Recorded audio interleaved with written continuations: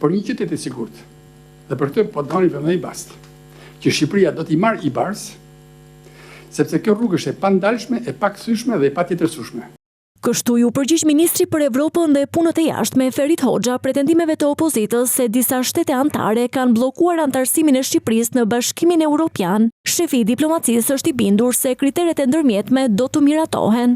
Bllokim, ngadalësim, futje në frigorifer, ngrirje, that's fine. Kjo është pjesë e dialogut, kjo është pjesë e diskursit politik. E vërteta është që nuk ka absolutisht asnjë gjë, ka një proces normal, racional, profesional, shumë kërkues. Hoxha sqaron se procesi ndodhet në fazën e pyetjeve, ndërsa objektivi i radhës është mbyllja e grup kapitujve.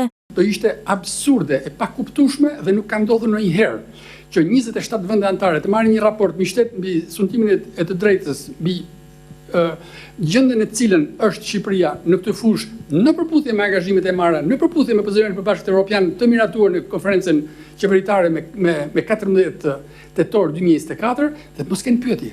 Hoxha u ndalte tek çështjet e mbetura pezull me Greqinë. Shefi i diplomacisë nënvizoi se palët do t'i drejtohen gjykatës ndërkombëtare për kufin detar, ndërsa një ekip i posaçëm po evidenton problematikat.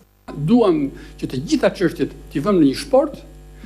Ata do vënë çështjet që janë në interes për ata, ne do vëmë çështjet që janë në interes për ne, atë shport ta bashkojmë. Ne do shkojmë atë që quhet palë tret e paanshme gjykata ndërkombëtare.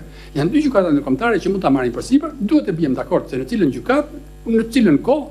Hoxha hodhi poshtë pretendime se ka një urdhër për të shpallur të padëshirueshme nga përfaqësitë diplomatike Donika Gërvallën pas komenteve të bëra për editorialin e Rama Vučić. Nuk ka absolutisht asnjë udhëzim, asnjë qarkore, asnjë fjalë për atë si person. Ne respektojmë gjithkund që populli dhe shoqëria shteti kosovar e ka vënë detyrat respektive.